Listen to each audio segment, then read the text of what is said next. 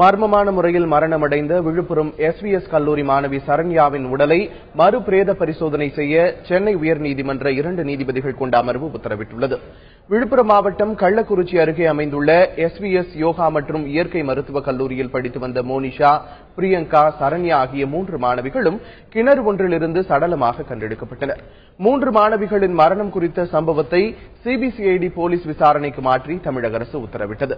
இதற்கிடையே மாணவி சரண்யாவின் உடலையும் மறுபிரேத பரிசோதனை செய்ய வேண்டும் என்று அவரது தந்தை ஏழுமலை மனு தாக்கல் செய்தார். அந்த மனுவை தனி நீதிபதி மாலா தள்ளுபடி செய்ததை தொடர்ந்து அவர் மேல்முறையீடு செய்திருந்தார். இந்த வழக்கு நீதிபதிகள் அக்னிஹோத்ரி, வேணுகோபால் ஆகியோர் அடங்கிய அமர்வு முன்பு இன்று விசாரணைக்கு வந்தது.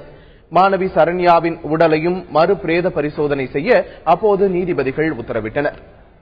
விசாரணை சரியான திசையில் செல்ல வேண்டும் என்று சொன்னால் இரண்டாவது போஸ்ட்மார்டம் செய்வதில் எந்த மாற்று கருத்தும் தேவையில்லை. ஆகவே இரண்டாவது போஸ்ட்மார்டத்திற்கு நாங்கள் உத்தரவளிக்கிறோம். அரசு உடனடியாக இரண்டாவது போஸ்ட்மார்டம் செய்வதற்கு ஏற்பாடுகள் செய்ய வேண்டும் என்று உத்தரவு பிறப்பித்திருக்கிறது. அப்பொழுது அரசு தரப்பு அந்த உடலை தோண்டி எடுத்து அதே இடத்திலே வைத்துதான் பிரேத பரிசோதனை செய்ய வேண்டும் என்று சொன்னார்கள். நாங்கள் கேஎம்சிக்கு கொண்டு வந்து செய்ய வேண்டும் என்று நாங்கள் கேட்டுக்கொண்டோம்.